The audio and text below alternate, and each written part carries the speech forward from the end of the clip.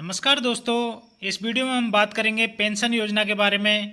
Pension योजना कितने प्रकार की होती है और किसको कितना लाभ मिलता है, कौन सी उम्र में कितना लाभ दिया जाता है राज्य सरकार की तरफ से, तो इसके बारे में पूरी जानकारी हम भी इस वीडियो में प्राप्त करेंगे। क्या पात्रता है, किस तरीके से आवेदन करना है और कितनी राशि प्राप्त होती है, ये सब जानकारी हम इस वीडियो में देखने वाले हैं। इसलिए वीडियो को एंड तक देखें ताकि एक बार में पूरा समझ में आ जाए, ताकि कोई कन्फ्यूजन ना रहे कि किस उम्र में कितना पैसा मिलता है। तो सबसे पहले मैं बात करता हूं मुख्यमंत्री एकल नारी सम्मान पेंशन योजना के बारे में। इस योजना के अंतर्गत ऐसी महिलाएं आती हैं जिनकी उम्र 18 वर्ष से अधिक है और वो विधवा, परित्यक्ता या तलाकशुदा है। या तो वो विधवा हो चुकी है, जिनके पति की मृत्यु हो चुकी है, या उनके पति ने उनको छोड़ दिया है तो परित्यक्ता के अंदर आएगा, और जिनका तलाक हो चुका है तो तलाकशुदा के अंदर आएगा। तो ऐसी जो महिलाएं हैं उनके जीवन निर्वाह के लिए कोई भी स्रोत नहीं है और उनकी पारिवारिक इनकम 48,000 से कम है, और वो स्वयं या उनका पुत्र केंद्र सरकार या अन्य राज्य सरकार के अंतर्गत कोई भी पेंशन प्राप्त नहीं कर रहा है, या कोई भी सैलरी बेस्ड कैंडिडेट नहीं है, या कोई भी नौकरी नहीं है, तो ऐसे कैंडिडेटों को, ऐसी महिलाओं को राज्य सरकार की तरफ से पेंशन योजना का लाभ दिया जाता है। इस योजना के अंतर्गत इनको 18 से 55 वर्ष की आयु होने तक इनको 500 रुपये प्रदान किए जाते हैं, जो कि ज़्यादातर विधवा महिलाएं या तलाकशुदा परित्यक्ता महिला होती हैं उनके लिए है। 18 से 55 वर्ष की उम्र तक 500 रुपये। जैसे ही इनकी उम्र 55 वर्ष हो जाती है तो ऑटोमेटिक ये 55 से 60 वर्ष के बीच में 750 रुपये देना शुरू कर देते हैं, और 60 से 75 वर्ष के बीच में इनको 1000 रुपये प्रदान किए जाते हैं, और 75 वर्ष से अधिक होने पर इनको 1500 रुपये प्रतिमाह पेंशन का लाभ मिलता है। अब इसमें दस्तावेज हम देख लेते हैं कौन कौन से दस्तावेजों की ज़रूरत होती है। तो दस्तावेज में जन आधार कार्ड और आधार संख्या महत्वपूर्ण दस्तावेज होते हैं, जन आधार और आधार कार्ड। अब आधार से आपने जन आधार को पूर्णतः अपडेट करा रखा है, जन आधार में सभी डिटेल अपडेट हैं, तो आप जन आधार से ही आवेदन कर सकते हैं। इसमें अपडेट के लिए, जन आधार में अपडेट के लिए आपको आधार कार्ड, अपना जन्म प्रमाण पत्र, राशन कार्ड, मूल निवास, बैंक खाते का विवरण, आवेदक का पासपोर्ट साइज फोटो, आय प्रमाण पत्र, विधवा पेंशन में पीपीओ या पति का मृत्यु प्रमाण पत्र, तलाकशुदा में तलाकशुदा होने का प्रमाण पत्र जो न्यायालय से जारी होता है, परित्यक्ता महिला में परित्यक्ता होने का प्रमाण पत्र जो कि उपखंड अधिकारी या विकास अधिकारी द्वारा जारी होता है।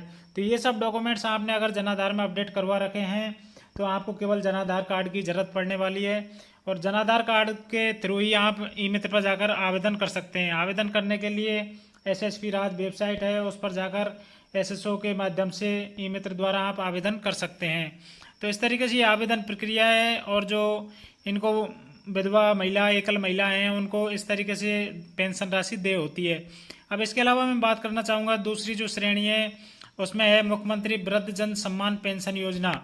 तो इसमें पात्रता ये है कि जो 55 वर्ष से अधिक की महिला हो या फिर 58 वर्ष से अधिक का पुरुष हो।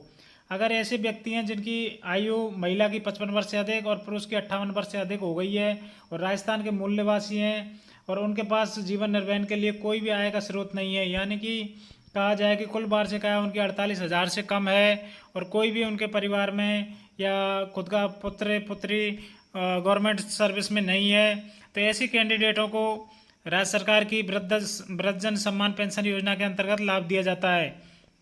इसके अंतर्गत जो देय पेंशन है वो 75 वर्ष से कम आयु होने पर 750 रुपये दिए जाते हैं, और 75 वर्ष व अधिक आयु होने पर 1000 रुपये प्रतिमाह दिए जाते हैं। यानी कि जो महिला है उसके लिए 55 से शुरू हो जाता है, 55 वर्ष से लेकर 75 वर्ष के बीच में अगर किसी भी वृद्ध महिला की एज है तो उसको 750 रुपये दिए जाएंगे, और कोई भी अगर पुरुष है तो उसकी एज 58 वर्ष से 75 वर्ष के बीच में है तो उसको भी 750 रुपये दिए जाएंगे। और 75 वर्ष से जैसे ही उम्र अधिक हो जाती है, चाहे महिला हो चाहे पुरुष हो, तो उसके लिए 1000 रुपये प्रतिमाह दिए जाते हैं। इस तरीके से वृद्धजन सम्मान पेंशन योजना के अंतर्गत यह लाभ दिया जाता है। इसमें आवश्यक दस्तावेज वही जनाधार कार्ड को अपडेट रखना है, और जनाधार कार्ड के थ्रू ही आवेदन कर सकते हैं। अगली जो पेंशन योजना है वो है मुख्यमंत्री विशेष योगजन सम्मान पेंशन योजना। अब इसके अंतर्गत ऐसे व्यक्ति आते हैं जो कि दिव्यांग व्यक्ति हैं, तो दिव्यांगता की जितनी भी श्रेणी होती हैं उनमें पेंशन दी जाती है। तो दिव्यांगता की श्रेणी 21 प्रकार की दिव्यांगता श्रेणी फिक्स कर रखी है गवर्नमेंट ने।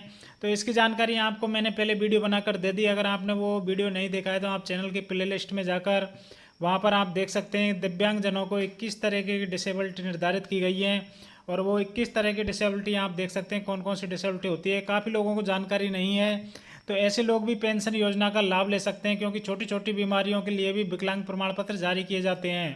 तो 21 तरह की विकलांगता के बारे में जानकारी के लिए आप वो वीडियो देख सकते हैं। और जितनी भी ये विकलांगता है 21 तरह की, इसमें 40% से अधिक का विकलांग प्रमाण पत्र बनाए जाने के बाद आपको पेंशन योजना का लाभ मिल सकता है।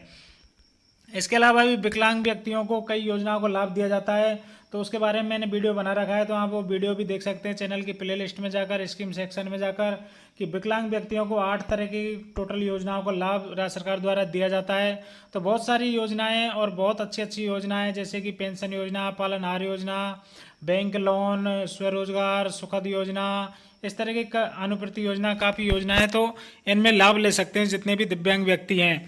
अब मैं बात कर लेता हूं कि किस तरह की जो दिव्यांगता होती है उसके अंतर्गत आपको 40% से अधिक का विकलांग प्रमाण पत्र है अगर आपके पास, तो आपको पेंशन योजना का लाभ मिलेगा। अब 21 तरह की जो विकलांगता है उसमें ही बौनेपन की कैटेगरी आ जाती है, रीढ़ेपन की कैटेगरी आ जाती है, अंततः अल्पदृष्टि, चलन निषेकता, कुष्ठ रोग, श्रवण शक्ति, मानसिक मंदता, मानसिक रोगी, इनमें से सभी कैटेगरियों में पेंशन योजना का लाभ दिया जाता है।